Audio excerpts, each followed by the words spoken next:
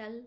La clase que les preparo tiene la intención de ser un repaso general de los ejes temáticos trabajados durante todo el cuatrimestre, lo cual no quiere decir que no tengan que estudiar cada uno de los ejes que desarrollamos en cada una de las clases. Vamos a iniciar por el primer eje, que es género y salud. Primero, comprender qué entendemos por el concepto de género. La conceptualización del género ha sido uno de los puntos claves dentro de la teoría feminista, este planteo de la ideología sexista que está imperante en el campo de las ciencias. Entonces, el género vamos a entenderlo como un concepto dinámico que va a referir a los comportamientos y atributos que cada sociedad considera esperables y deseables de las personas de acuerdo al sexo asignado al nacer. Y se basa principalmente dentro de lo que denominamos un orden binario.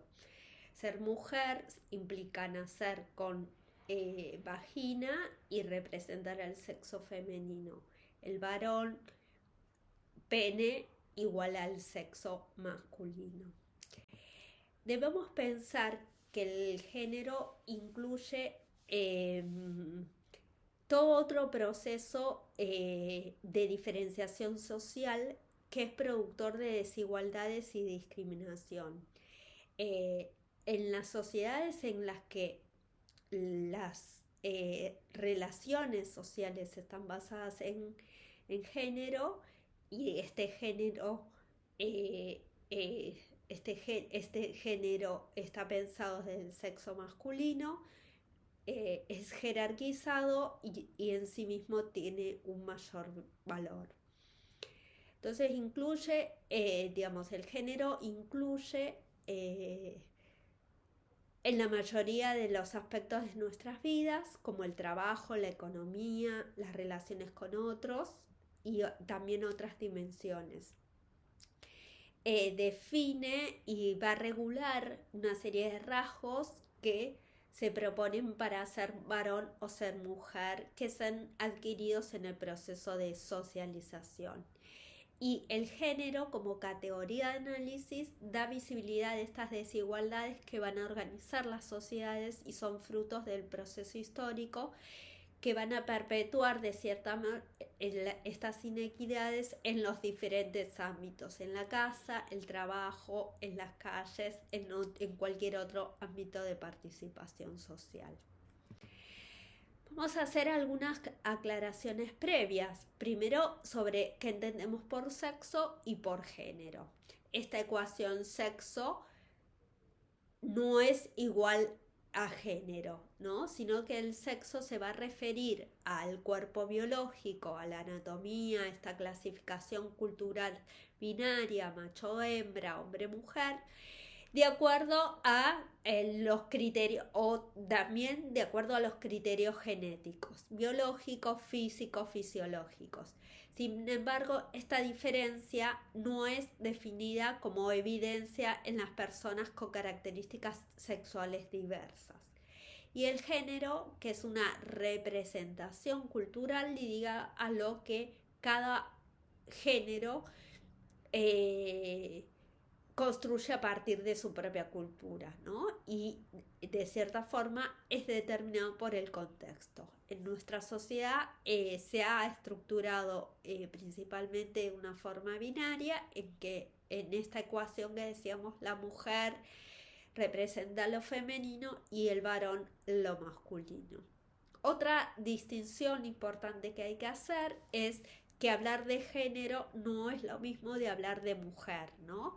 Homologar el género a la mujer o solamente al mundo de lo femenino es una forma de ignorar la condición relacional del término, invisibilizando estas relaciones de poder que se establecen entre los varones, las mujeres y el colectivo LGTBQ+.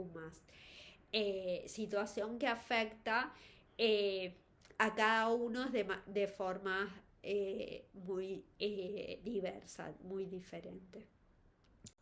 Este sistema sexo-género va a representar esta construcción social, sociocultural que va a determinar las formas en que regulan las relaciones entre varones, mujeres y el colectivo LGTBQ+, con significaciones y valores desiguales para cada uno. Es durante la segunda ola del feminismo que se va a cuestionar principalmente estos fundamentos naturales de la diferencia a partir de este sistema sexogénero, ¿no? Y el determinismo biológico a los roles sociales. Y acá vamos a mencionar, digamos, lo que nos proponen dos referentes. Una de ellas es Gayle Rubin, que es la que en principio definió esta ecuación del sistema sexogénero como un sistema de relaciones sociales que transforman la sexualidad biológica en productos de actividad humana. Y Dora Barrancos, una historiadora, socióloga argentina, que dice que el sistema sexogénero es de una extraordinaria crucialidad, y lo sabemos las feministas, porque sin ir más lejos, que hayamos nacido mujeres, que al lenguaje nos indique como mujeres, ha significado a lo largo de los tiempos una enorme asimetría de identidades y en otros derechos.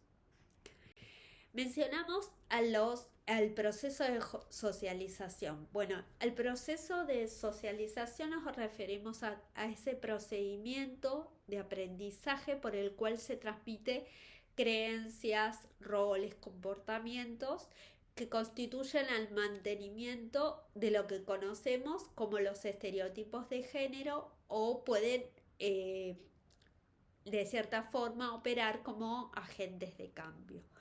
Dentro de los agentes de socialización tenemos por un lado la familia, la escuela, los grupos de pares y los medios de comunicación. Entonces, el rol de género vamos a entenderlo como estas conductas aprendidas que se espera que realice cada una de las personas, ¿no? Es lo que la antropóloga Marta Lamas denomina lo propio de ser mujer y lo propio de ser varón, ¿no? Y acá hay una serie de características que se representan como roles de género, como lo propio de lo masculino y lo propio de lo femenino. Pero lo que sabemos es que estos roles y cualidades van a moldear de cierta forma en que son evaluadas las personas, las expectativas que se depositan y las funciones que se permiten o no desempeñar, lo que genera consecuencias diversas, como la discriminación, el maltrato hacia todas las personas que no responden con ese rol asignado, el acceso diferenciado de oportunidades laborales, la heteronormatividad como regla, es decir, el mandato de la heterosexualidad, la maternidad como obligación, las situaciones de violencia por motivo de género, la patologización, digamos, por las diversas identidades de género, y la exclusión de los hogares y las instituciones por causa de la identidad de género. Acá aparece otro concepto que es el de diversidad sexual, ¿no? Pero antes habíamos hablado que existe una teoría que es a partir de lo que la filósofa norteamericana Judith Butler propone como la teoría queer, ¿no? Sobre el género y el deseo sexual. Y en torno a esto dice que el género es flexible y que flotan de un lugar al otro en posiciones de diversa identidad, ¿no? Y esta autora lo que hace es rechazar la idea de la clasificación de los sujetos de acuerdo a categorías universales y fijas. Entonces la diversidad sexual va a representar estas múltiples y variadas formas de sentir y vivir lo sexoafectivo hacia otras personas. estas maneras de experimentar la atracción eh, se relacionan con las orientaciones sexuales, es decir, los diferentes modos de expresar lo que deseamos, lo que sentimos y hacia quienes lo hacemos. Eh, un antecedente importante en términos de diversidad sexual e identidades sexuales es el principio de Yogyakarta, donde se define la orientación sexual como la capacidad de cada persona de sentir una profunda atracción emocional, afectiva y sexual por personas de un sexo diferente al suyo o del mismo género, o de un mismo género, así como la capacidad de mantener relaciones íntimas y sexuales con otras personas. Eh, otro, eh, eh, Otro concepto ligado a la diversidad sexual es la de identidad de género. Entonces, la identidad de género, que ha sido definida también por un marco normativo, que es la ley 26.743, que es la ley de identidad de género, que dice que esta es la vivencia interna individual del género tal como cada una persona lo siente profundamente, lo cual se podría corresponder o no con el sexo asignado al momento del nacimiento, incluyendo la vivencia personal del cuerpo, que puede involucrar la modificación de las apariencias o de la función corporal a través de medios médicos, quirúrgicos o de otra índole, siempre que la misma sea libremente escogidas. Y otras expresiones de género, incluyendo la vestimenta, el modo de hablar y los modales. Entonces, la ley de identidad de género, que fue sancionada en nuestro país en el año 2012, y se constituye como primera pionera en la región y en el mundo, establece y adhiere a esta definición que traen los principios de Yogyakarta que mencioné anteriormente. Y esta ley establece que no solamente, digamos, la identidad de género establece una rectificación registral, sino que en el artículo 11 habla expresamente del acceso a la salud integral, digamos, a través de los procesos de hormonización o de adecuación corporal, digamos, de acuerdo a la expectativa o la experiencia del género que tenga ese sujeto o ese individuo. Otro eje que hemos trabajado es el eje de cuidados y salud. ¿Qué establecemos como los cuidados? Van a ser todas aquellas actividades que hacemos a diario para nuestra subsistencia y para los demás, ¿no?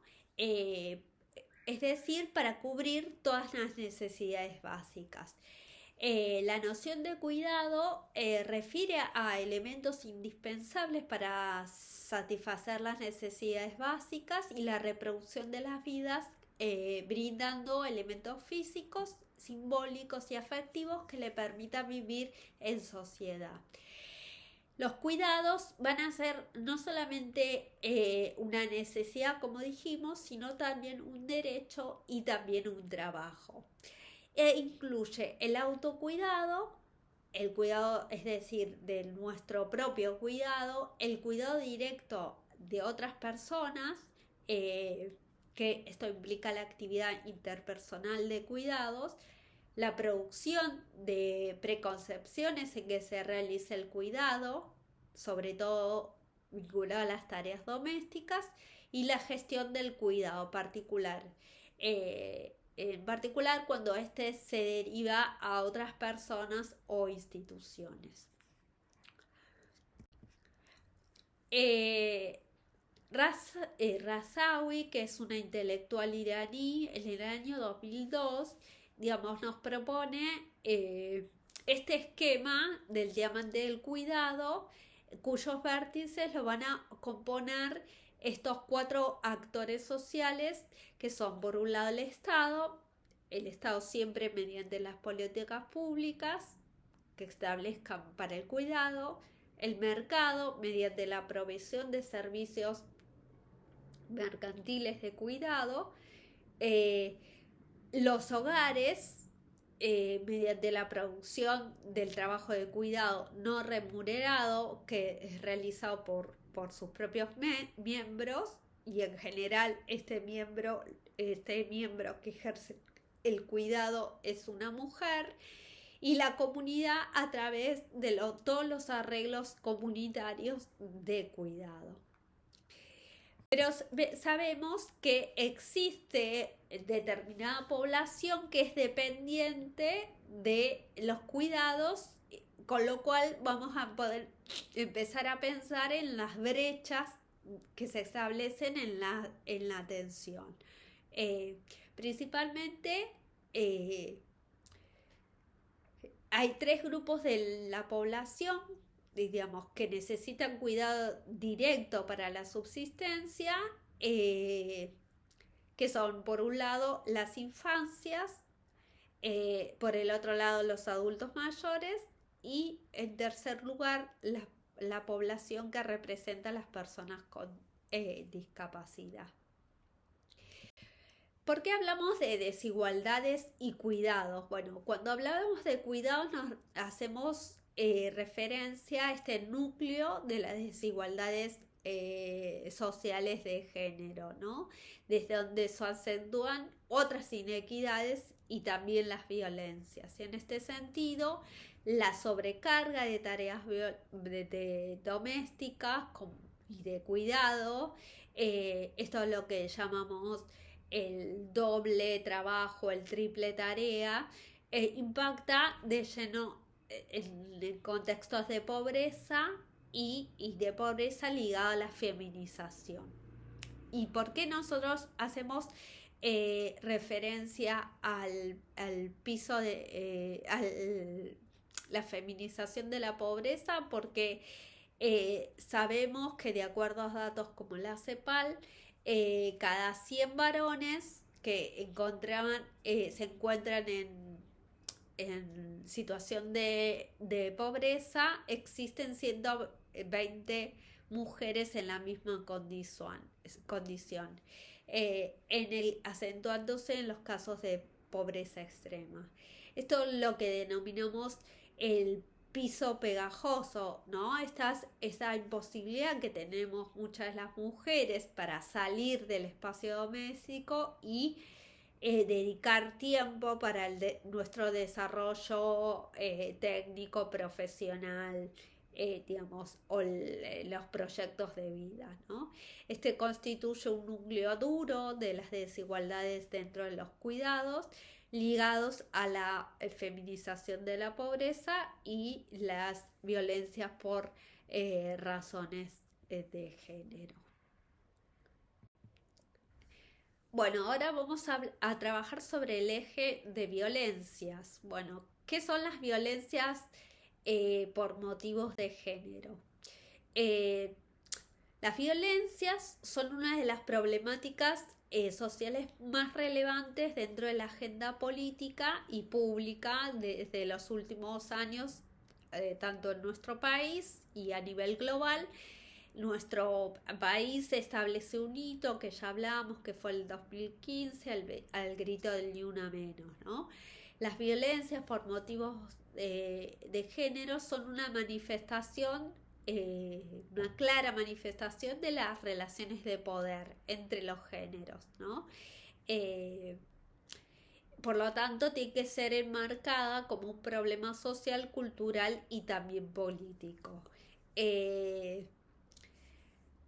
Estas violencias por motivos de género no se limitan a las violencias ejercidas de los varones hacia determinadas mujeres, sino que estructuran como parte de la vida normalizada de las sociedades.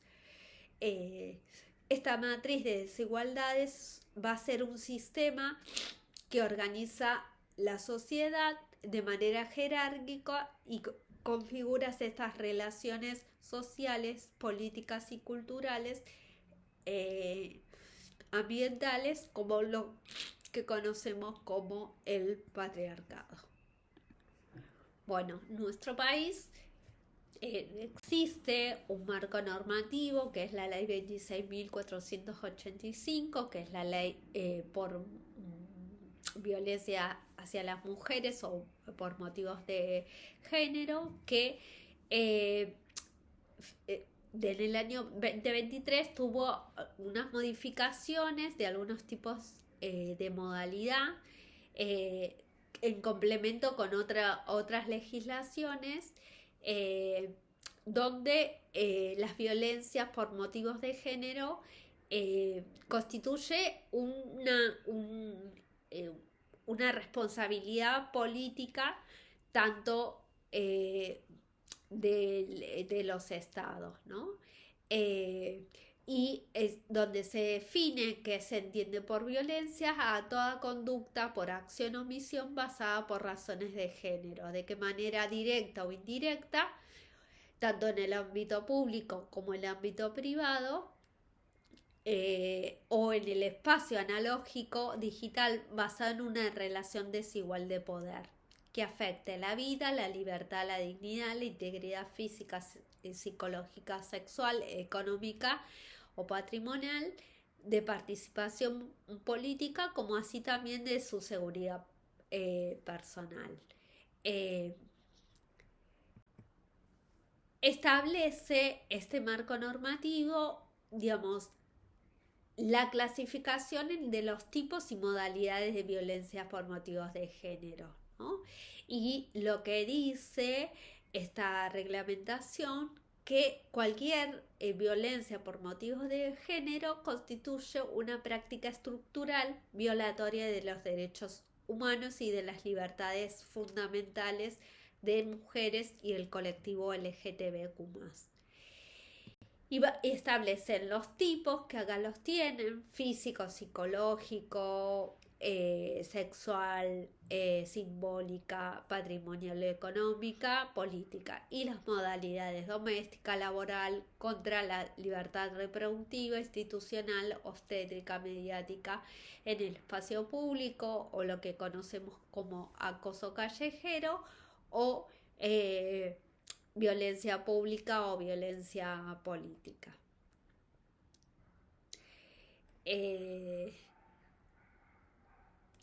Desde el punto de vista internacional, también se reconocen como antecedentes digamos, diferentes marcos normativos. Uno de ellos es la Convención Internacional de Belém do Pará, o el Protocolo de Palermo, o la Recomendación número 35 de Naciones Unidas. El iceberg, digamos, este esquema es una forma de graficar algunas manifestaciones, cómo se manifiestan las violencias de género, ¿no? Y nos da una idea de que hay violencias que son más visibles, y las más visibles son las menos toleradas, las más conocidas, las menos toleradas, pero también hay ejercicios de violencias invisibles, más sutiles, que son más toleradas a nivel de la sociedad. Pero ¿qué implicancia tiene o qué consecuencias tiene la violencia de género hacia las mujeres? Bueno, desde el punto de vista de la salud mental,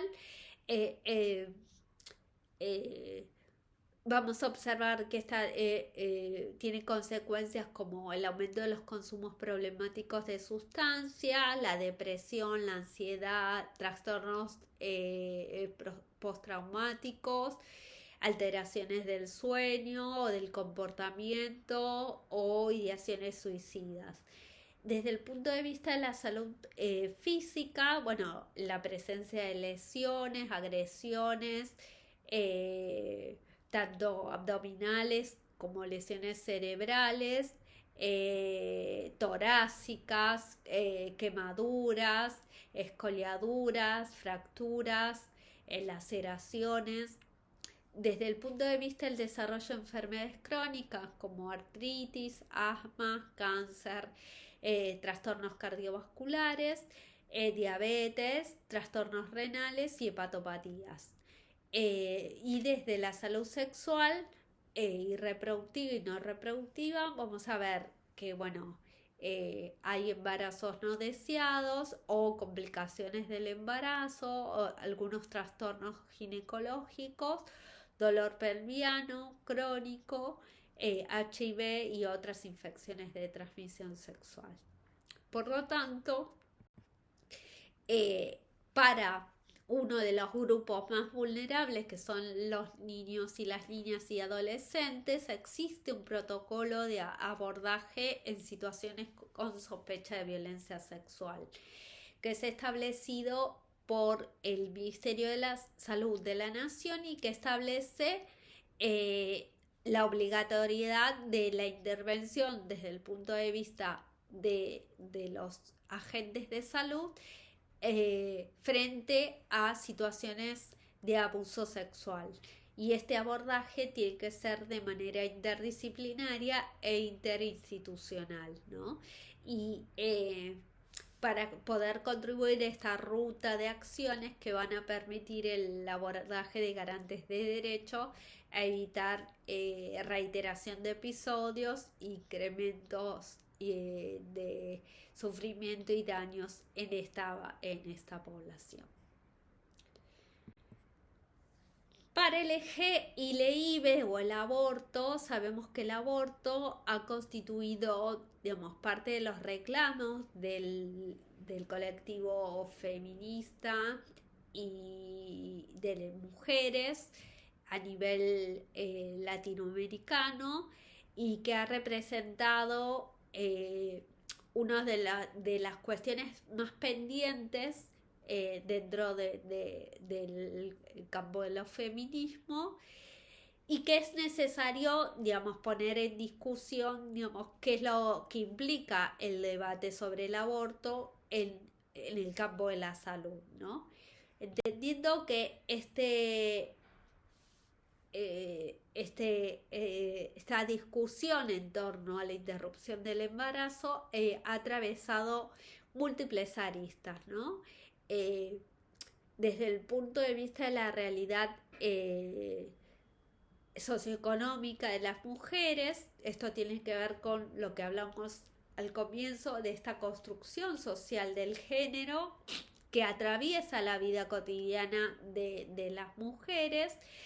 Por el otro lado, las opiniones teológicas, que esto está ligado fuertemente con los aspectos religiosos en torno a la práctica, pero también, y lo más fundamental, es los discursos médicos, que no van a ser ajenos a cómo se ha constituido esta representación social en torno a la práctica del aborto, ¿no? Por un lado, digamos, el aborto existe desde que existe en la humanidad, pero, digamos, el acceso a la práctica se da en condiciones seguras y poco seguras. Las seguras serán ejercidas por propios médicos o profesionales del campo de la salud que, digamos, realizan la práctica de acuerdo a la capacidad de pago. Y el resto de las mujeres serán expuestas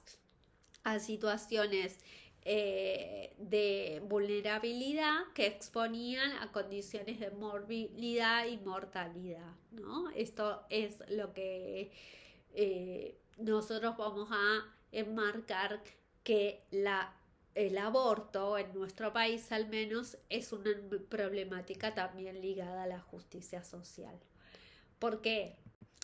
Porque el aborto constituye un problema de salud, justicia social y de salud pública, porque tanto desde el punto de vista epidemiológico como sanitario, y requiere de un tratamiento sumamente complejo. Ya dijimos que constituye una de las principales causas de muerte materna, pero también es una vulneración de los derechos de las mujeres y una expresión inequívoca de inequidades económicas, sociales y culturales que padecen las mujeres en nuestra propia sociedad, ¿no? Esta situación que está determinada por cuestiones muy diversas, como la diferencia de poder entre género, la insuficiencia de la educación sexual, la imposibilidad de tener acceso a servicios de salud reproductivos y entre otros, ¿no? El aborto seguro no es solamente sino una medida de salud pública, sino una estrategia para abordar las desigualdades y las inequidades de salud de las mujeres. Brevemente vamos a ver, digamos, que la regulación en torno al aborto ha atravesado como diferentes etapas. Una primera etapa que es el modelo de las indicaciones de indicaciones sin implementación, que vamos a ver desde que se escribió el Código Penal en 1921 al 2005. En la segunda etapa, que es el modelo de indicaciones con regulación procedimental, que son diferentes protocolos sanitarios hasta el 2005 y recién en marzo del 2012 que se establece el protocolo para el aborto no punible. Una tercera etapa que son modelos de indicaciones basadas en derechos a partir del fallo FAL, dijimos del año 2012.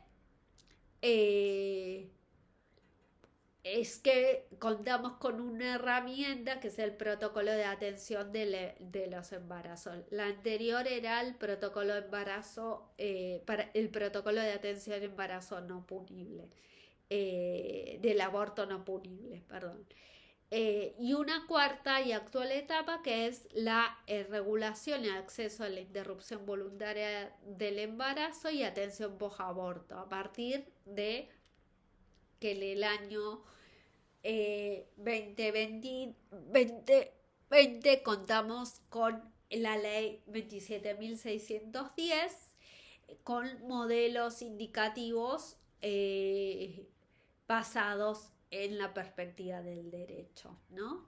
Y en este sentido, esta ley lo que hace es modificar el artículo 86 del Código Penal, estableciendo que no es delito el aborto realizado con consentimiento de la persona gestante hasta la semana 14 inclusive, es decir, 14.6. Asimismo establece que no será punible el aborto practicado con el consentimiento de la persona gestante si el embarazo fuera producto de una violación o si estuviera en riesgo la vida o la salud de la persona gestante. Bien. ¿Qué es la causal salud? La causal salud es el riesgo de afectación del bienestar físico, mental o social, ¿no? Y debe interpretarse en consonancia con los instrumentos internacionales de derechos humanos que integran nuestra propia Constitución, ¿no? Y en este sentido entendemos que el derecho a la salud es un derecho interdependiente, ¿no? Con otros derechos como el derecho a la vida, la dignidad, la autonomía, la libertad, ¿no? El libre desarrollo de las personas, la integralidad de la información, la no discriminación, la igualdad, la intimidad, la privacidad, el derecho a estar libres de tratos crueles, inhumanos o degradables, ¿no? En este algoritmo se establecen los circuitos posibles de atención y cuidado integral de las personas gestantes a partir de la detección del embarazo. Esto que se establecen como dos rutas a partir si el embarazo desea continuar o desea interrumpirse, ¿no? Y que esté en el marco de una interrupción legal del embarazo o en el marco de una interrupción voluntaria del embarazo. Para cada uno de las rutas hay que establecer una historia clínica, ¿no?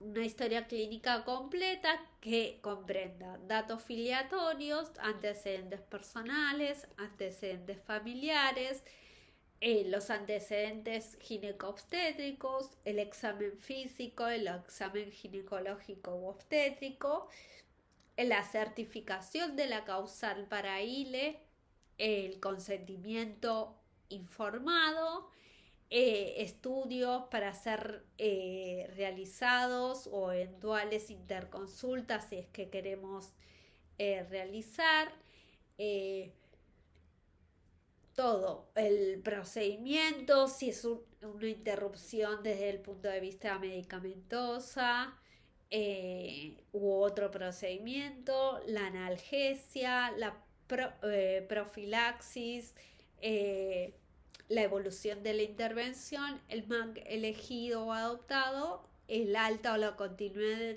del cuidado y la causal, la certificación de la causal. Bueno, ahora vamos a trabajar sobre el eje de sexualidad. La sexualidad es un tema donde eh, se mezclan tanto las experiencias personales con el silencio, los miedos, prejuicios, prohibiciones culturales, las presiones sociales, que pretende que el sexo o el coito sea un objeto fabricado de determinada forma a la demanda. La sexualidad es una dimensión fundamental y natural de toda la vida de las personas y los sujetos y abarcan aspectos desde lo biológico, lo psicológico, lo social, lo emocional y también de comportamiento, ¿no? Vamos a distinguir entre dos componentes dentro de la sexualidad, que por un lado es el componente de lo placentero y el componente de la erótica. Desde lo placentero y lo erótica por un lado y después lo reproductivo por el otro. Si bien las construcciones culturales que van a organizar esta manera de ser sexuales, ¿no? En esta noción ideas de que hay cuerpos programados para la reproducción y el sexo, ¿no? Y entendiendo a la sexualidad como uno de los componentes esenciales del ser humano, ¿no? Entonces, vamos a tener una dimensión biológica, una psicológica, una social y una ético-moral, ¿no? La biológica, que va a estar relacionada a las características fisiológicas, lo psicológico, que van a forjar nuestra identidad y van a regir y dirigir, digamos, nuestra forma de actuar, lo social, que engloba el papel que desempeñamos dentro de los diferentes espacios sociales, y lo ético-moral, son todos esos atributos, estos valores con respecto a cómo ejercemos nuestra propia sexualidad. Y en torno a la sexualidad existen diferentes modelos. El modelo lineal que vimos de Master y Johnson, que establece estos diferentes estadios de una fase de excitación, meseta, orgasmo y resolución. El modelo de Kaplan con sus dos componentes, el vaso congestivo y de contractilidad muscular de tipo clónica, y el modelo psicosocial de Basson, que habla de este feedback entre los aspectos físicos, emocionales y cognitivos, ¿no? Todas estas teorías eh, sobre la respuesta sexual humana hablan de estos cambios psicológicos, fisiológicos, vasculares y hormonales. Otro concepto que aparece en torno a la sexualidad es el de orientación sexual, que se refiere específicamente a la atracción erótica, emocional y amorosa que sienten las personas hacia otras, tomando como referencia su propio género o de su identidad de género. En esta hay dos aspectos en esta definición, dos aspectos importantes. Uno que es no debe confundirse orientación con identidad de género, y el objeto de atracción está dado en términos de género y no de sexo biológico.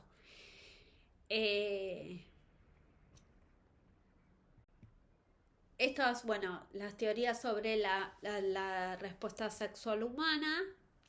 La respuesta sexual humana suele describirse en la actualidad, tras abordar los primeros modelos lineales, como una secuencia cíclica de etapas o fases características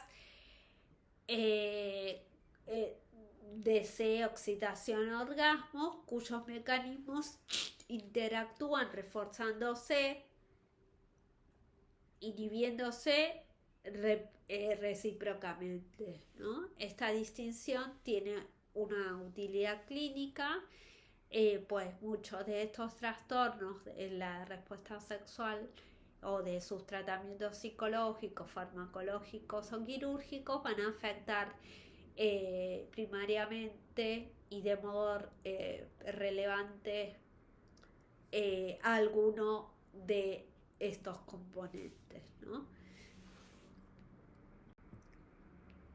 Y acá vamos a ver cómo se dan esos cambios fisiológicos asociados a la respuesta sexual humana. Y tienen este cuadro donde se ubican las diferentes fases, ¿no?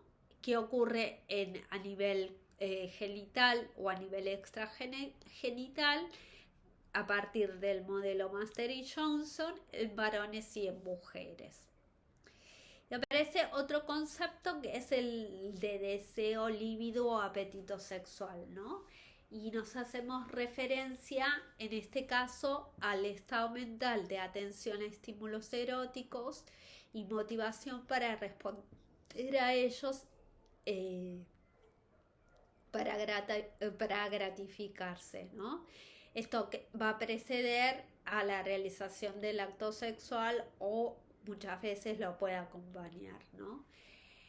Tiene componentes cognitivos y afectivos, además de este sustrato neurohormonal que hacíamos mención, ¿no? Y puede presentarse la libido de manera espontánea o bien de manera reactiva. Esta disociación entre la sexualidad y la reproducción, de acuerdo a Salinas, que es un autor que trabaja el tema de la sexualidad, esta asociación irreflexiva de la sexualidad y la reproducción impide de cierta forma acciones en pros de la salud sexual, ¿no? Estos aspectos no pueden ser ignorados ni por profesionales ni encargados de las políticas de salud, ¿no?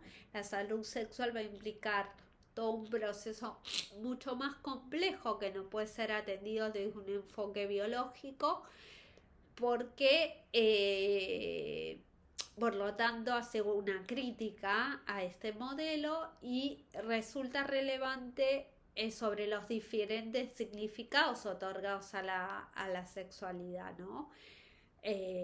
Para romper con estos determinantes de que lo regular, lo normal dentro del comportamiento sexual y de esta forma eh, respaldar positivamente la salud sexual y no reproductiva de la población. Ahora vamos a ver el eje de educación sexual integral. Partiendo del marco normativo que establece la creación del Programa Nacional de Educación Sexual Integral a partir de esta legislación nacional. Como sus inicios decimos, esta normativa tiene componentes que vinculan reacciones de cumplimiento efectivo sobre los lineamientos curriculares en educación sexual integral como parte de un acuerdo entre el Consejo Federal de Educación para ser establecidos en todos los ámbitos del territorio nacional, ¿no?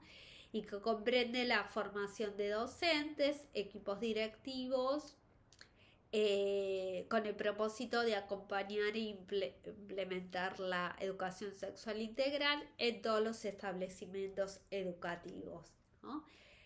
También, digamos,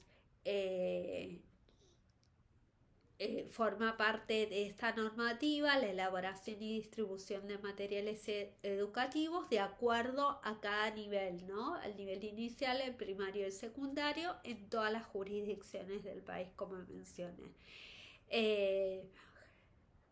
Esta normativa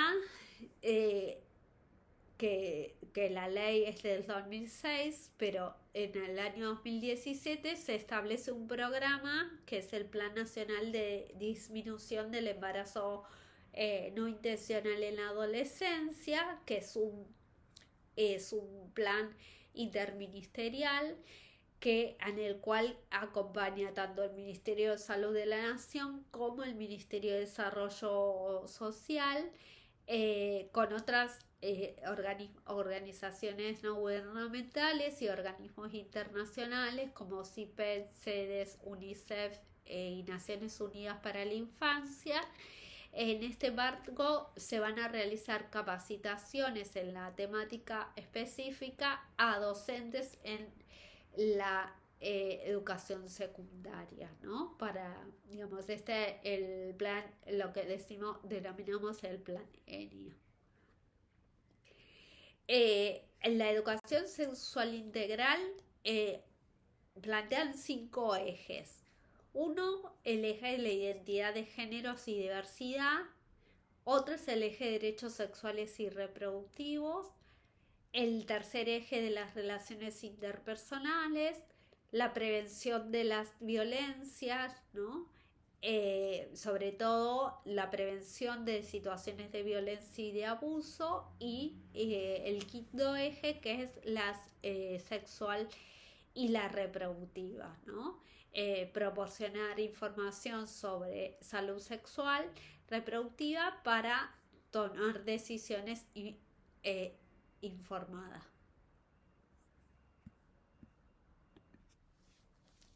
Bueno, vamos ahora a hablar de ciclo de vida. Algunos autores,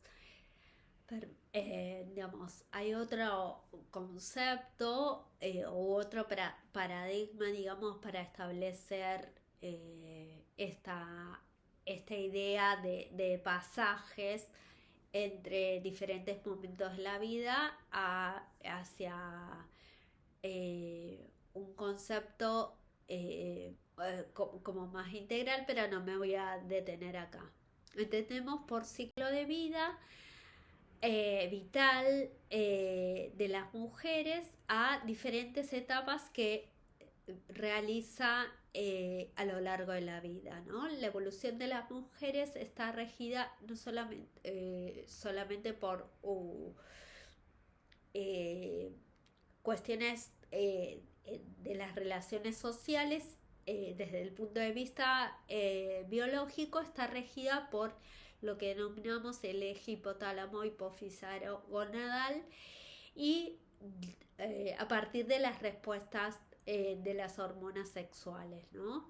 Eh, Todo su medio interno va a estar influenciado por estos dos sistemas orgánicos. Por un lado el sistema nervioso y el sistema endocrino, que lo que va a hacer variar en las diferentes etapas de la vida, desde la infancia, la pubertad, la adolescencia, la madurez sexual y la posmenopausia. ¿Qué aspectos socioculturales se ponen en juego en torno al ciclo vital? Bueno, en todas las culturas se hay cierta forma una segmentación de la vida de los sujetos en periodos en los que se van a adjudicar ciertas propiedades específicas con el fin de clasificarlos o estipular qué comportamientos son adecuados para cada una de las etapas de la vida, ¿no? Desde el fines del siglo pasado y en contextos propios de esta cultura, que es la cultura occidental, comenzar a experimentar, explicar, digamos, esta idea de estudios de ciclo de vida. Y las relaciones de género también van a estar vinculadas con el ciclo vital, estandarizando para varones y para mujeres, dentro del cual derechos, obligaciones y usos del cuerpo difieren de una edad hacia la otra.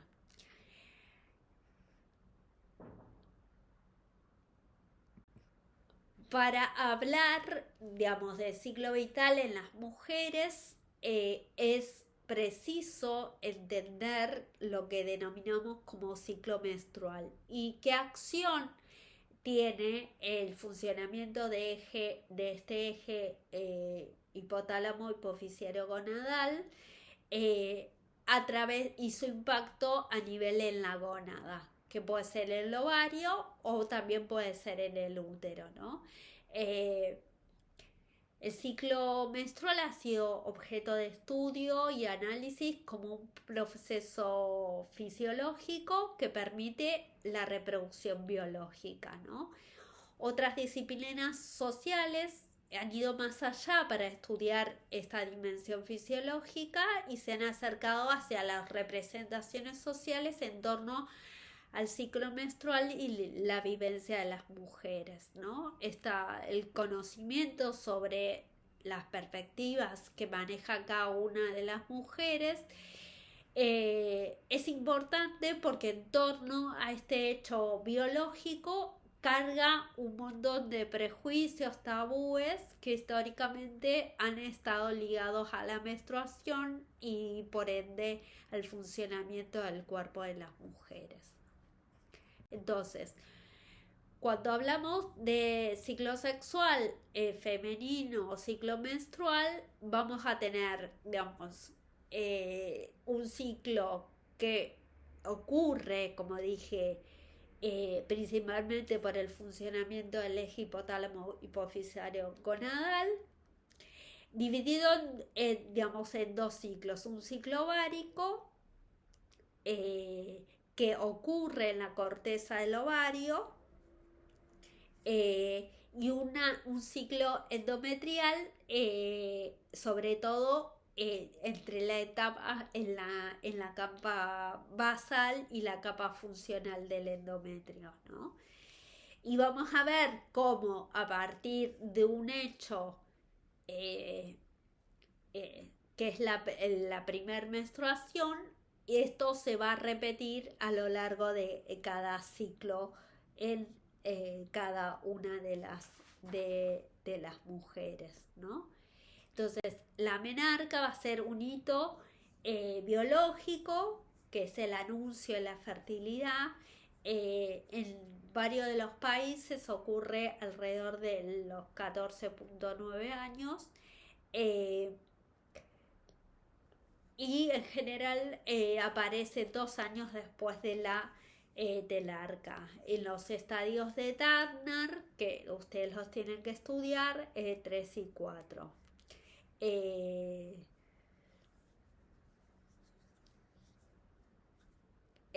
el sangrado menstrual propiamente dicho va a estar integrado por células endometriales, principalmente la capa funcional y tejido endometrial. Eh, este ciclo este ciclo menstrual va a tener características particulares durante la adolescencia que en la vida de la mujer adulta, ¿no? Eh, el ciclo menstrual en la adolescencia tiene entre 2 y 7 días, con un promedio de 4 días, un intervalo entre 21 y 45 días. Eh, al tercer año recién de edad ginecológica va a variar entre 21 y 34 días, por eso los 3 años de edad ginecológica es un tiempo importante para establecer algunas alteraciones del ciclo. La cantidad es no mayor a 80 mililitros. Eh, con una media de 30 mililitros por ciclo. Esto lo que equivale a 3 a 6 toallitas o tampones diarios. Bueno, la morbilidad en mujeres. La morbilidad en sí mismo es un dato estadístico importante para medir la evolución o el retroceso de algunas enfermedades y destacar cuál es la importancia sanitaria para después proponer posibles soluciones, ¿no? La Organización Mundial de la Salud establece como morbilidad a todas las enfermedades, lesiones y discapacidades dentro de un grupo poblacional. Los datos de morbilidad van a ser reunidos principalmente en dos fuentes de datos: el Sistema Nacional de Vigilancia en Salud, el 2.0, o el SNBS simple. En relación a las trayectorias de morbilidad en las mujeres, se han planteado diferentes hipótesis. Una de ellas indica que hay mayor prevalencia de discapacidades y enfermedades crónicas. Otra es vinculada a la disminución de la mortalidad prematura, sería como consecuencia de este retraso en la aparición de las enfermedades. Y una tercera hipótesis que tiene que ver con el denominado equilibrio dinámico, ¿no? Que los cambios de las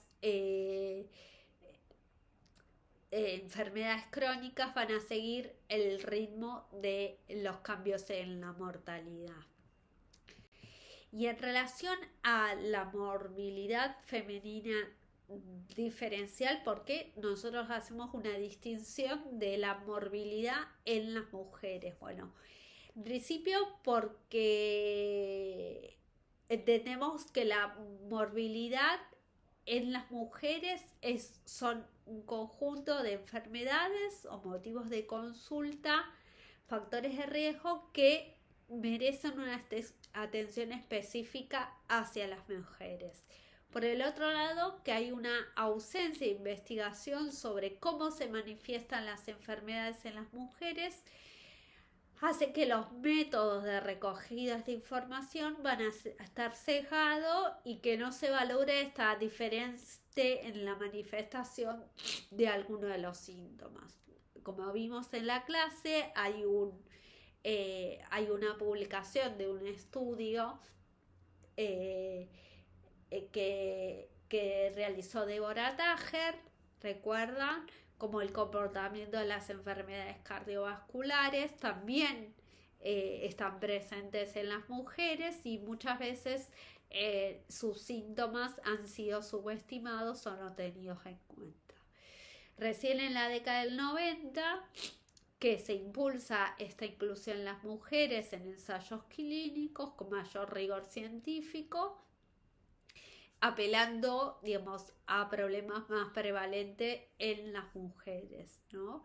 La primera, el investigar estas diferencias entre mortalidad y morbilidad, es Weber Bruch, quien empezó a demostrar que existían estas diferencias de las patologías y su afectación tanto en varones como mujeres, ¿no? Entonces vamos a tener importantes diferencias en la salud de mujeres y hombres en cuanto a las necesidades, problemas y acceso a los recursos materiales de salud, ¿no? Por lo tanto, vamos a tener diferencias en la mortalidad y la morbilidad que los aquejan. Estas disparidades no radican solamente a los rasgos biológicos, ¿no? Sino también a estas pautas sociales que van a regular estas relaciones de género.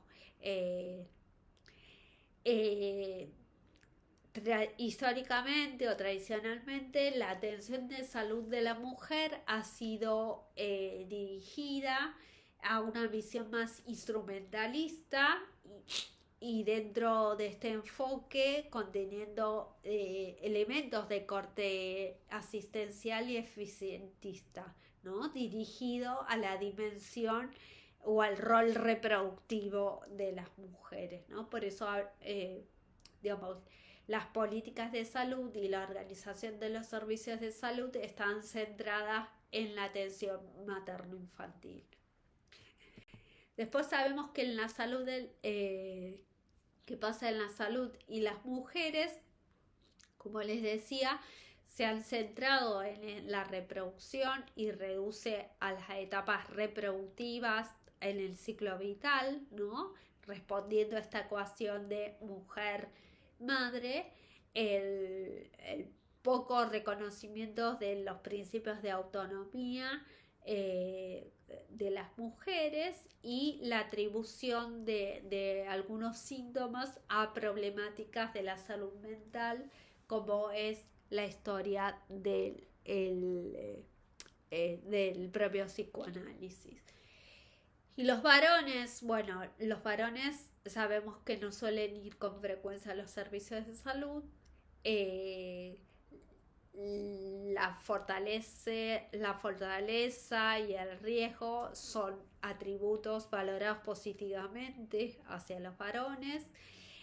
Sabemos que hay mayor número de ingreso a la guardia por sucesos violentos y por la calidad y el acceso al empleo tienen mejores coberturas de salud.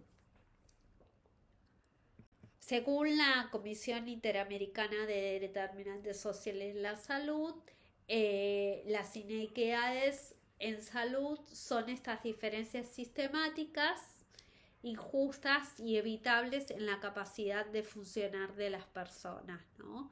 Esto no puede darse de manera individual o colectiva y resultan de esta desigual distribución de poder y recursos a lo largo de la vida social. Son actualmente acumulables y pueden ser revertibles a través de las políticas públicas con perspectiva en los determinantes sociales de la salud, ¿no?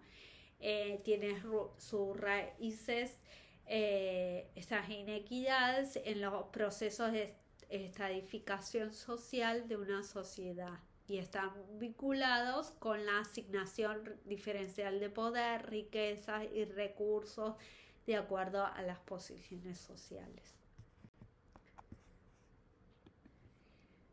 Bueno, en relación a las alteraciones del ciclo, vamos a tener digamos, dentro de un grupo de una serie de enfermedades, una de ellas es el sangrado uterino anormal, tanto en adultas como en adolescentes, las alteraciones del ciclo que lo convierten en ciclos monofásicos o bifásicos y la menorrea, y también la metrorragia.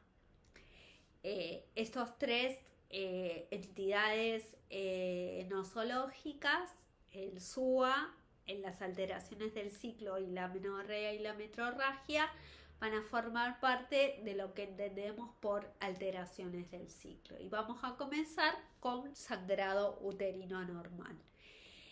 El sangrado uterino anormal es el nombre que se usa para todos los cambios alrededor de la menstruación, que es resultado del aumento del volumen, la duración y de la frecuencia del sangrado.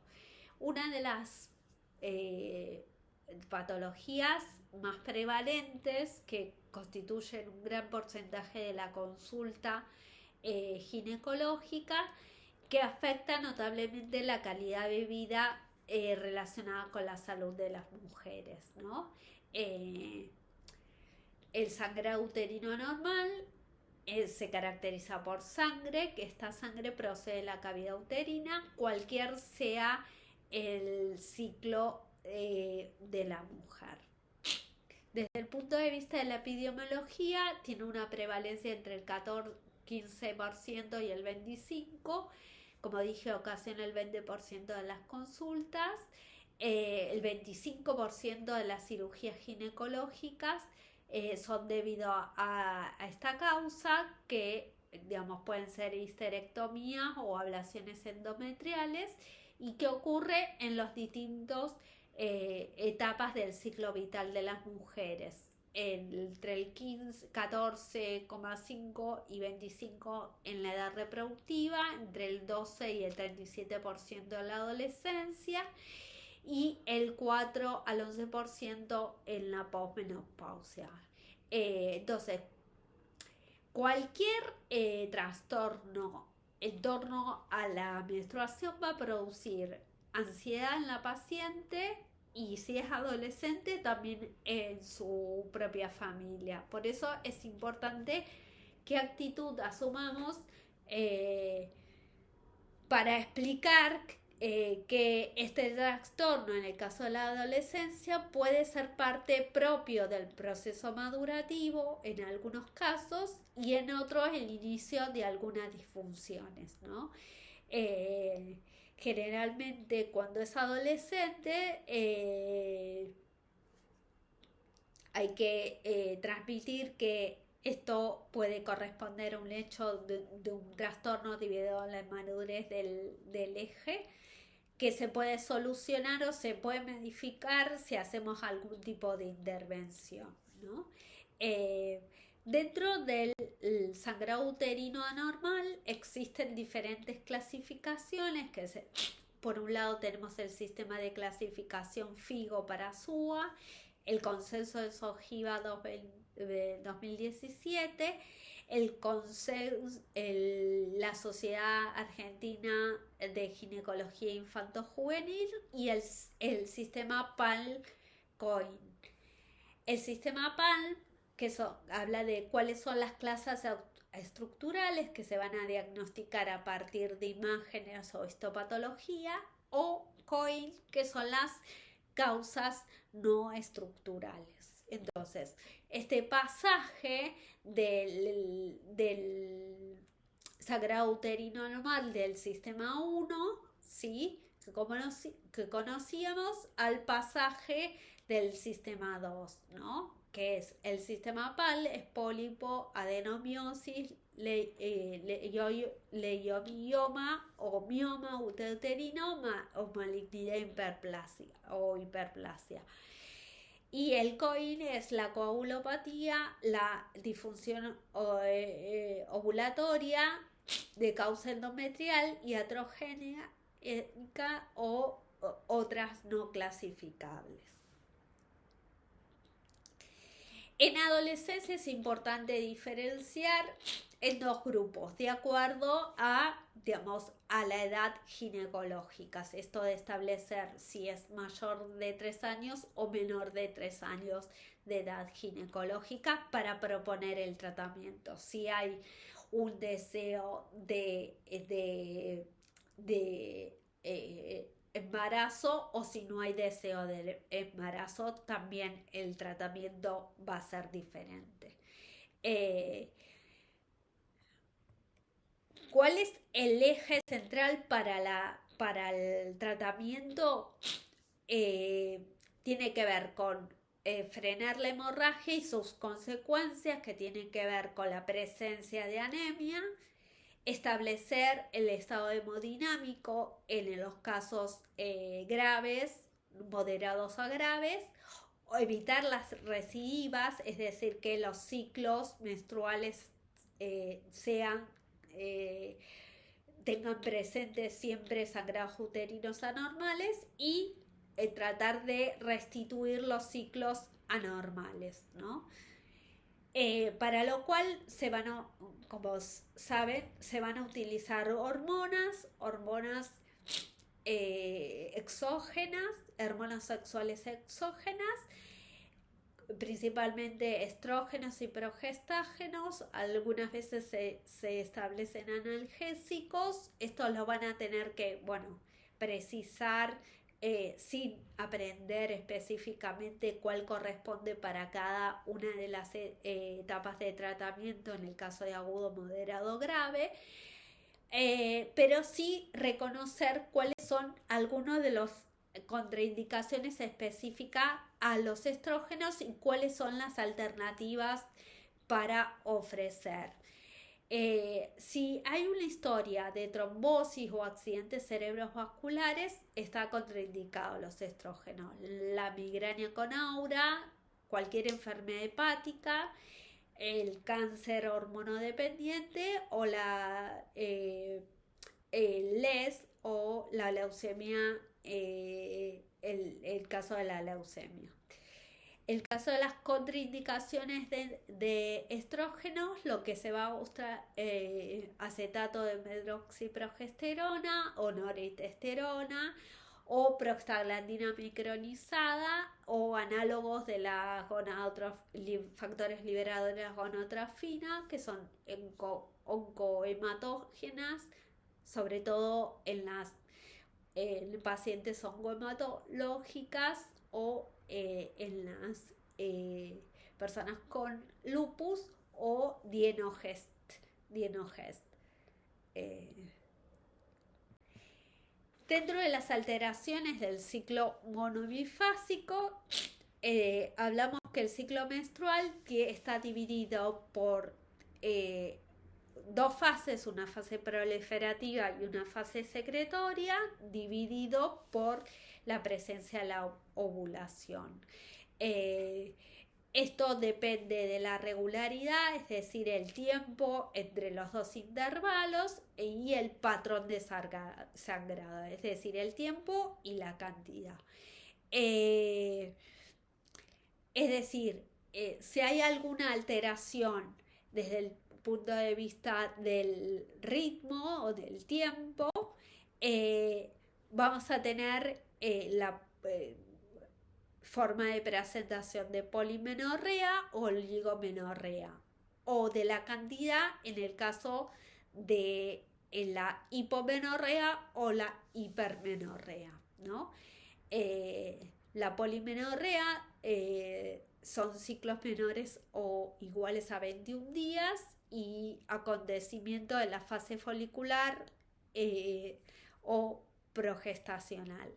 Y la oligomenorrea tiene un intervalo mayor a 36 días y un alargamiento de la fase folicular.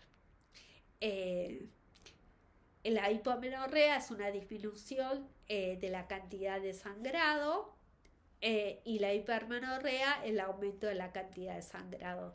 Y algunas de las causas que están establecidas ahí en el cuadro. ¿De qué manera establecemos el diagnóstico en el caso de un ciclo bifásico o un ciclo ovulatorio?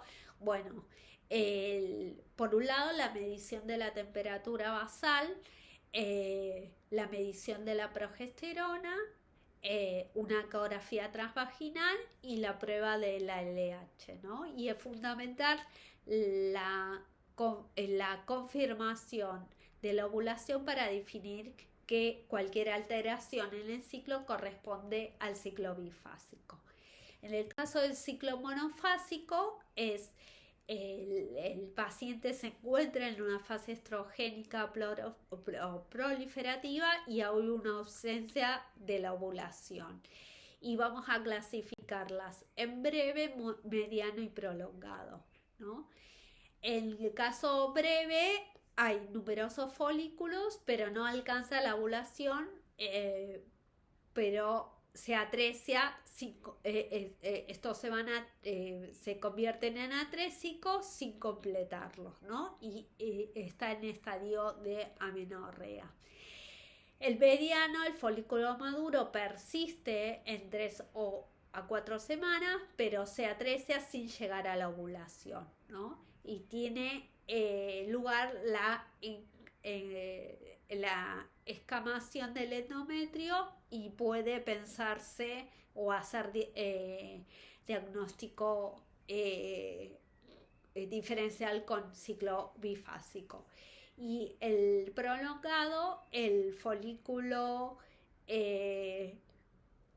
persiste, luego de la cual puede llegar a la ovulación. El diagnóstico se establece primero por una correcta anamnesis, el examen físico, el examen complementario, y el tratamiento puede ser el tratamiento médico a través de la terapia hormonal para, digamos, volver a regularizar el eje hipotálamo y hipofisiario gonadal, y quirúrgico mediante histerectomía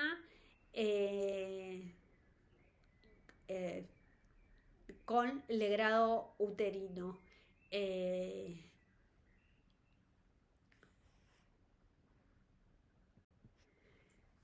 Existen diferentes sistemas de clasificación.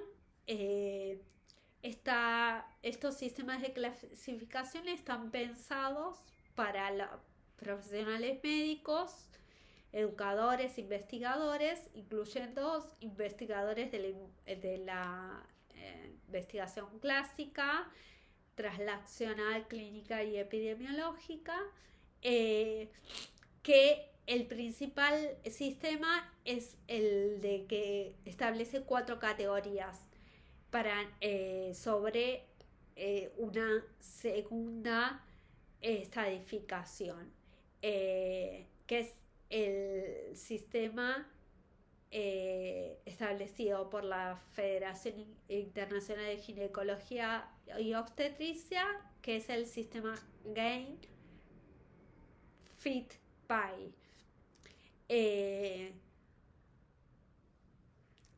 Esta es una categoría que sirve para identificar como un trastorno ovulatorio, ¿no? Entonces vamos a tener el sistema tipo 1, 2, 3 y 4, que es hipotálamo, pituitario, ovárico o de otro, el trastorno a nivel de otra porción del cuerpo, y el sistema GAIN es genético, autoinmune, iatrogéneo, neoplásico o funcional, infectológico o por trauma o vascular, psicológico, idiopático y endocrino. El tema de trastorno ovulatorio no es sinónimo del término anovulación. Se considera que los trastornos ovulatorios existen en un espectro que va desde episódico a crónico. Específicamente en etapas reproductivas, las mujeres pueden experimentar ciclos regulares, predecibles y de duración normal. Pueden experimentar también sangrado menstrual anormal a medida que el desarrollo de los folículos se constituye en altos niveles de estradiol premenstrual, constituyendo un solo proceso conocido como ciclo de loop. Bueno, en el caso de la amenorrea primaria denominamos amenorrea a la ausencia de menstruación por un tiempo mayor a 3 meses. Esto lo vamos a constituir como amenorrea. Eh, la amenorrea es cuando aún no se ha presentado, digamos, a los 14 años en ausencia de los caracteres sexuales secundarios o los 16 en presencia de caracteres sexuales secundarios. Los caracteres sexuales secundarios tienen que ver con la telarca, la la distribución de la masa muscular, digamos, el ensanchamiento de las caderas, digamos, las cuerdas vocales en el caso de los varones. Los síntomas asociados con amenorrea primaria son el dolor pélvico cíclico, que pueden sugerir la presencia o no de ovulación asociada a una anormalidad mulleriana o a otra obstrucción. En el caso de las amenorreas primarias por causas gonadales, corresponde el 60% a fallas en las etapas embrionarias, ¿no? Y las extragonadales, el útero no funciona, es hiperplásico o hay una agenesia a nivel de la vagina, ¿no? Puede haber una deficiencia de la 17 alfa hidrolasa o una deficiencia gonadal en el caso del síndrome de Turner, o un síndrome de feminización testicular, que esto es mucho menos frecuente. Y en el caso de la amenorrea secundaria, el cese de la menstruación durante 6 meses consecutivos, después de al menos un sangrado menstrual espontáneo previo. La Federación Internacional de Ginecología y Obstetricia establece que esto se puede presentar entre los 18 y los 45 años y la frecuencia normal de las menstruaciones es de 24 a 38 días. En cualquier caso, se debe considerar que las mujeres con sangrado poco frecuente o irregular tienen un trastorno ovulatorio, ¿no? Y hay que formularse al menos 3 preguntas. Primero, ¿los ovarios producen cantidades normales de estrógenos? ¿Segregan progesterona? ¿La paciente es ovulatorio? ¿Existen cantidades normales de andrógenos? O en el caso de las hiperplasias, el caso, perdón, de las causas hipotalámicas, pueden ser por disminución de los neurotransmisores, el uso de algunos fármacos, el estrés o la pérdida de peso, la anorexia o el síndrome de ovario poliquístico. En el caso de las causas ováricas, puede haber una falla ovárica prematura, una pérdida de la función gonadal o un síndrome de Ackermann. Y de las causas hipofisiarias puede ser procesos disruptivos y tumores a nivel de la glándula pituitaria. Bien. Ustedes tienen el cáncer cervicuterino, ya les pasé la presentación con los temas importantes para ese eje. Ahora nos vamos a detener en el eje de cáncer de mama. el cáncer de mama tenemos que reconocer en principio la anatomía de la glándula mamaria, ¿no? La glándula mamaria es una glándula que está constituida por diferentes porciones que son los alvéolos. Estos alvéolos constituyen lobulillos, conducto galactóforos, que drenan hacia la areola y constituye, digamos, el pezón. Está formada por alvéolos, con lóbulos, conductos galactóferos que desembocan en el pezón, ¿no? Circundados por un panículo adiposo y piel. Todo esto constituye la anatomía de la glándula mamaria. Con respecto a este cáncer, el cáncer de mama es una de las principales causas de muerte a nivel global, tanto en países desarrollados como en vías de desarrollo. En Argentina es una de las principales causas de muerte por tumores en las mujeres, que hay alrededor de 6.400 muertes anuales y alrededor de 21.000 casos nuevos al año, ¿no? El 75% es de origen esporádico y el 1% se presenta en varones. En la provincia de Buenos Aires también constituye la principal causa de muerte y vamos a tener 8.400 casos nuevos y 2.200 muertes anuales. Y representa alrededor del 17% de las mujeres entre los 40 y los 85 años. El cáncer de mama tiene una clasificación. Esto va a ser esporádicos, hereditarias y familiares. Esporádicos representan un 70-75%. En este caso, las personas no presentan antecedentes familiares y representa el mayor porcentaje de casos. En casos hereditarios, que se van a presentar por mutaciones heredadas, que ocurren entre un 5 y el 10% de los casos.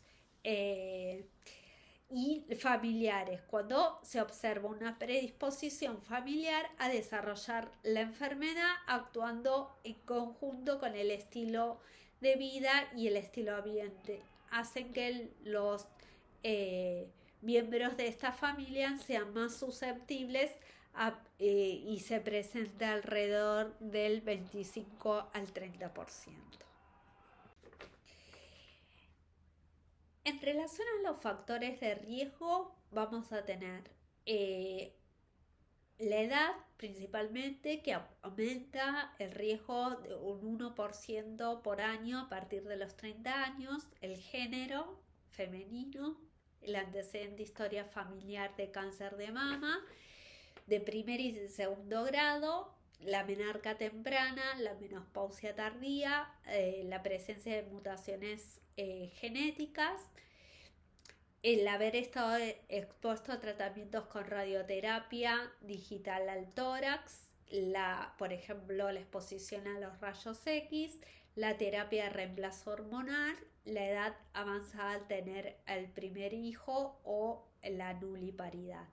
Y también factores de riesgos vinculados a la obesidad, al sobrepeso, al consumo de sustancias, sobre todo al alcohol y al tabaco, y el sedentarismo. En torno, digamos, a trabajar en cáncer de mama y algunas de las políticas públicas, en la provincia de Buenos Aires se estableció un plan quinquenal que es el Plan Quinquenal 2023-2027 dentro de la red bonaerense de atención y cuidado. Y dentro de esto, la línea de cuidado de cáncer de mama establece un enfoque preventivo, de tamizaje, de detección temprana y de tratamiento oportuno. Como vimos, la clasificación hecha a partir de un estudio desarrollado y publicado en la Revista de Salud Pública de la provincia de Buenos Aires. Esta clasificación lo que trae está basada sobre los factores más importantes que van a determinar la aparición del cáncer. Y entonces, la primer medida de prevención para el tamizaje de cáncer de mama, vamos a tener el examen mamario, ¿no? El examen mamario representado por un profesional de la salud que incluye los procedimientos de palpación y de inspección. Tiene una sensibilidad del 63% y una especificidad del 94%. Toma entre 5 y 10 minutos y requiere un profesional entrenado, y es importante ante la presencia de cualquier síntoma. Que vamos a ver, el principal síntoma tiene que ver con las secreciones del pezón.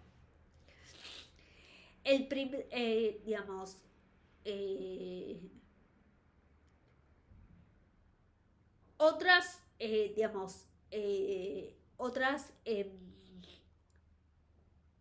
propuestas sobre el cáncer de mama relacionados con el tamizaje es la realización del autoexamen mamario, que en este caso estuvo muy instalado en algún momento de la realización o la inspección mediante el autoexamen mamario, pero en la actualidad no está tan recomendado.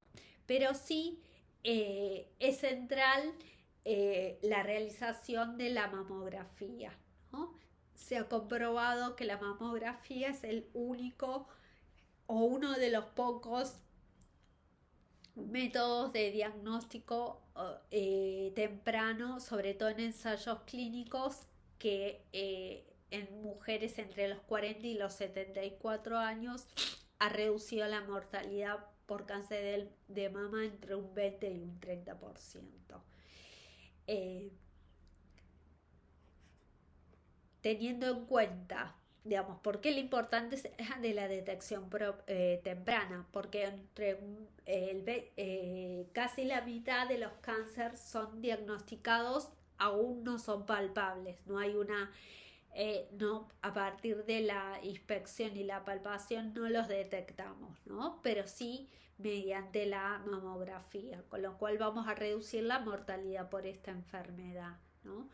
Pero sepamos que también existen otros diagnósticos complementarios que también traducen imágenes mamográficas, como son como la ecografía, ¿no? La presencia de nódulos, es decir, una masa con forma y bordes regulares, las densificaciones, la aparición de opacidades visibles, las distorsiones o las retracciones del parénquima siempre son sospechosas, o las calcificaciones, ya sean las microcalcificaciones o las macrocalcificaciones. ¿Qué recomienda el Programa Nacional de Control del Cáncer de Mama del Instituto Nacional del Cáncer de Mama? A pesar, del financiamiento y sacado del Ministerio de Salud de la Nación, se recomienda la realización de un tamizaje poblacional con la población objetivo a partir de los 40 hasta los 75 años, ¿no? Sobre todo, sin antecedentes personales o familiares de cáncer de mama, con una periodicidad bianual, es decir, cada 2 años según el criterio profesional. En caso de la patología mamaria benigna, que hablamos de displasias, tumores o procesos inflamatorios, la displasia son alteraciones clínico-estructurales de la glándula mamaria que pueden manifestarse a través de las imágenes mamográficas, la presencia de tumores benignos, fibroadenoma o papiloma ductal o procesos inflamatorios que a nivel de la mastitis o la galactoforitis, ¿no? De acuerdo al tipo de clínica, de patología, va a tener una manifestación clínica y un tratamiento particular. Si es una displasia, va a haber dolor, alteraciones en la palpación y la secreción. El tratamiento va a ser vitamina E y A y hormonas. En tumores benignos, el tumor puede ser variable y puede tener derrame del pezón. El tratamiento va a ser la extirpación y los procesos inflamatorios, el dolor de intensidad variables, flojitis, que es el enrojecimiento y la induración de la zona de partes de las porciones de algunos de los cuadrantes de la glándula mamaria y derrame purulento. En este caso muchas veces es antibiótico y en el caso de absceso también es quirúrgico.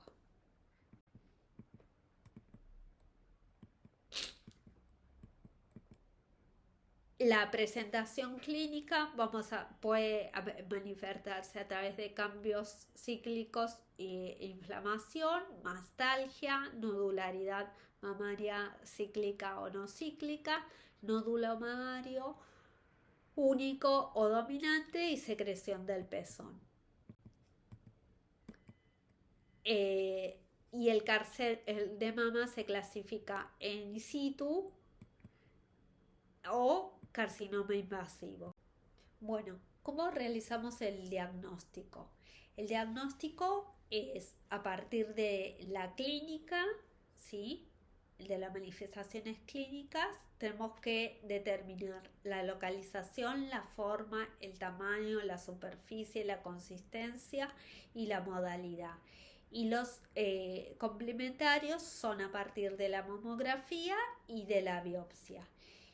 Y el tratamiento va a depender, puede ser la tumerectomía ampliada, la mastectomía, radioterapia o quimioterapia, ¿no? La clínica, hablamos si el tumor es palpable, si hay una alteración de la piel o del pezón, o la presencia de adenopatías tumorales, ¿no?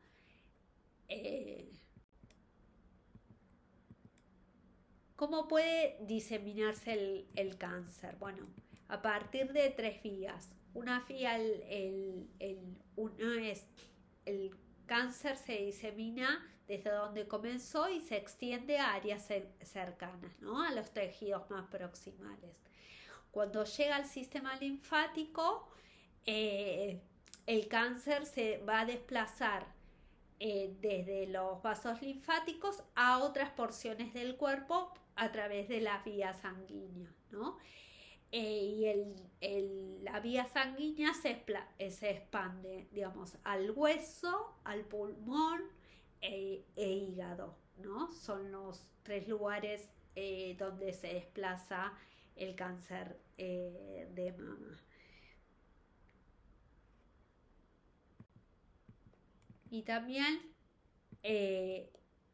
podemos hacer el diagnóstico a partir de marcadores tumorales. Son sustancias que pueden encontrarse en el cuerpo de una persona con cáncer, ¿no? Para el cáncer de mama es el K15.3, el 2729 y el HER3. Algunos que son receptores hormonales de estrógenos y progesterona. Por lo tanto, a estos se le da tamoxifeno o inhibidores de la aromatasa, ¿no? Eh, el cáncer de mama necesariamente hay que estadificar. La estadificación del cáncer de mama es un proceso que se usa si está dentro de toda la glándula o a otras partes del cuerpo, ¿no? Eh, se hace utiliza una prueba que es la prueba de biopsia del ganglio linfático centinela, exploración por tomografía computada, exploración ósea y exploración con TEP, ¿no? Mediante estos procedimientos. Bueno, el tratamiento del cáncer de mama, digamos, independientemente qué técnica quirúrgica utilicemos, depende de la rapidez en que puede crecer el cáncer, la probabilidad si se diseminó o no por todo el cuerpo, la eficacia de los tratamientos que el oncólogo vaya probando y la probabilidad de que el cáncer haga una recidiva.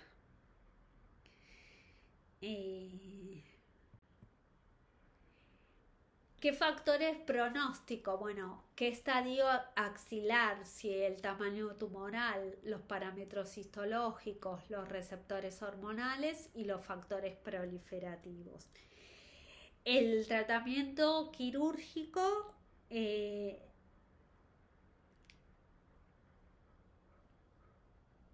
tiene como, por un lado, una doble función, ¿no?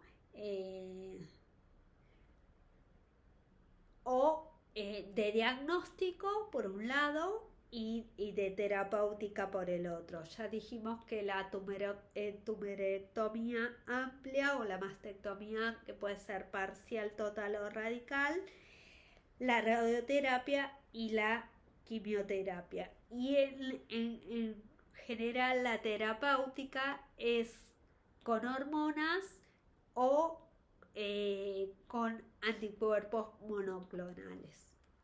Bueno, hasta aquí sería la clase de repaso. Recuerden que la clase de cáncer cervicuterino es básicamente lo que les compartí el día de la clase. Bueno, queda solamente estudiar. Un abrazo. Chau, chau.